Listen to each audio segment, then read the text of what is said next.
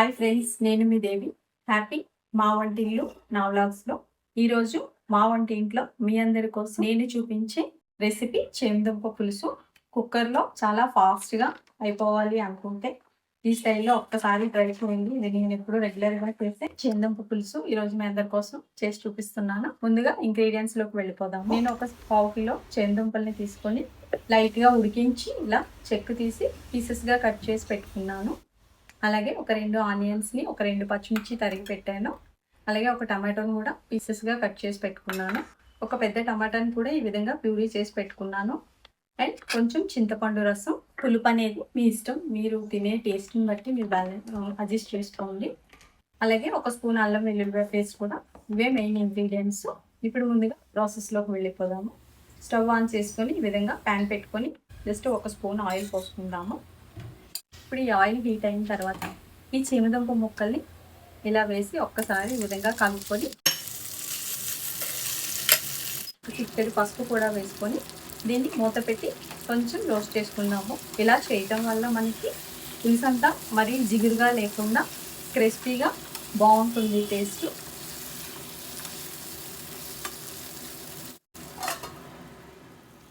మూత పెట్టి ఒక 2 నిమిషాలు కొంచెం కలర్ చేంజ్ అయితే సరిపోతుంది. చూడండి, మనకి ఇలా కొంచెం గోల్డ్ కలర్లోకి మారాయి కదా. ఇప్పుడు ఈ స్టేజ్లో దీన్ని పక్కకు పెట్టేసుకొని స్టవ్ పై కుక్కర్ పెట్టుకుందాము.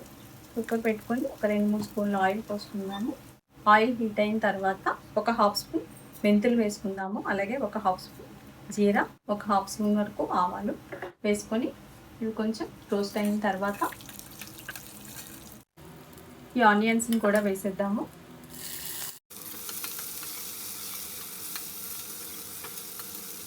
అలాగే ఒక చిటికెడు పసుపు, ఒక 1/2 స్పూన్ సాల్ట్ వేసి ఈ ఆనియన్స్ని మూత పెట్టి ఆనియన్స్ బాగా వేయించుకుందాము. చూడండి, ఆనియన్స్ ఇలా వేగిపోయిన తర్వాత ఈ టమాటా ముక్కలు కూడా వేసేసి మరో నిమిషం మూత పెట్టి మగ్గనిద్దాము. ఇప్పుడు ఈ టమాటా మగ్గిపోయిన తర్వాత దీంట్లో 1 స్పూను అల్లం వెల్లుల్లిపాయ పేస్ట్ కూడా వేసి ఈ విధంగా ఒక్కసారి కలుపుకొని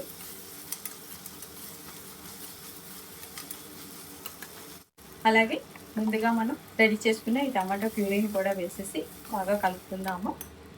ఇప్పుడు ఈ స్టేజ్లో మనం స్పైసెస్ కూడా యాడ్ చేసేసుకుందాము. ఒక 1 స్పూన్ వరకు ధనియాల పొడి, ఒక 1/2 స్పూన్ జీరా పొడి, అలాగే ఒక 1 స్పూన్ రెడ్ చిల్లీ పౌడర్ కూడా వేసి బాగా కలుపుకొని ఒక 2-3 నిమిషాలు మనం ఇప్పుడు ఈ గ్రేవీ అంతా మంచిగా ఫ్రై అవనిద్దాము. ఆయిల్ ఈ మధ్యలో కలుపుకుంటూ ఫ్రై చేసుకుందాము. చూడండి, మనకి ఆయిల్ అంతా పైకి వచ్చేసి గ్రేవీ మంచి కలర్ఫుల్గా రెడీ అయిపోయింది. మనకి టేస్ట్ అంతా ఏ కర్రీ అయినా ఈ గ్రేవీ వేయించడంలోనే ఉంటుంది. గ్రేవీ ఎప్పుడైనా ఆయిల్ అంతా రిలీజ్ అయ్యి మనకు ఆయిల్ కనిపించాలి. అప్పుడే మనకి గ్రేవీ బాగా ఫ్రై అవ్వనట్టు, అప్పుడే మన కర్రీ కూడా టేస్ట్ వస్తుంది. ఇప్పుడు ఈ స్టేజ్లో ఈ చింతపండు రసాన్ని వేసేసి అలాగే కొంచెం కొత్తిమీర కూడా వేసేద్దాము. ఒకవేళ చింతపండు తినని వాళ్ళు ఎవరైనా ఉంటే కూడా డైరెక్ట్ వాటర్ పోసుకొని చేసుకోవచ్చు. చింతపండు పులుపు తినని వాళ్ళు ఉంటారు చాలామంది. వాళ్ళు వద్దనుకుంటే కూడా స్కిప్ చేయొచ్చు చింతపండు రసాన్ని కూడా. అయితే మనం పులుసు అన్నాం కాబట్టి మనం వాడుకునే వాళ్ళు వాడుకోవచ్చు. ఇప్పుడు మనకి ఇలా బాయిల్ అవుతున్న ఈ స్టేజ్లో ఈ చేమదుంపల్ని కూడా వేసేసి కర్రీకి సరిపడా సాల్ట్ కూడా వేసేసి అలాగే కొంచెం కొత్తిమీర, ఒక చిన్న బెల్లం ముక్క కూడా వేసుకుందాము. ఇది పూర్తిగా ఆప్షనల్. పులుసులోకి చిన్న బెల్లం ముక్క వేస్తే టేస్ట్ చాలా బాగుంటుంది. పులుపు ఎక్కువ తక్కువ ఉంటే ఇది బ్యాలెన్స్ చేస్తుంది అనమాట. వద్దు అనుకుంటే స్కిప్ చేసేయండి. ఇప్పుడు ఒకసారి ఈ స్టేజ్లో మీరు ఉప్పు కారం అన్నీ చెక్ చేసుకొని ఇప్పుడు కుక్కర్ మూత క్లోజ్ చేసేద్దాము. కరెక్ట్గా ఒక విజిల్ వచ్చిన వెంటనే ఆపేసి ఒక 7-8 నిమిషాల వరకు దాన్ని డిస్టర్బ్ చేయకుండా అలానే ఉంచేద్దాము, స్టీమ్ అంతా వెళ్ళిపోయే వరకు. ఇప్పుడు నేను ఒక 10 నిమిషాల తర్వాత ఓపెన్ చేశాను.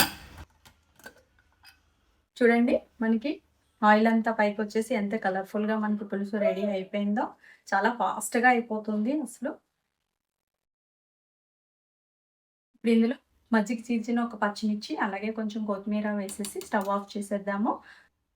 దీన్ని ఒక సర్వింగ్ బౌల్లోకి తీసేసుకుందాము. చూడండి, ఎంతో ఫాస్ట్గా చాలా టేస్టీగా చేమదుంప పులుసు అనేది రెడీ అయిపోయింది. ఇది వేడివేడి అన్నంలో కానీ చపాతీతో కానీ ఎనీ కాంబినేషన్లో కూడా చాలా బాగుంటుంది.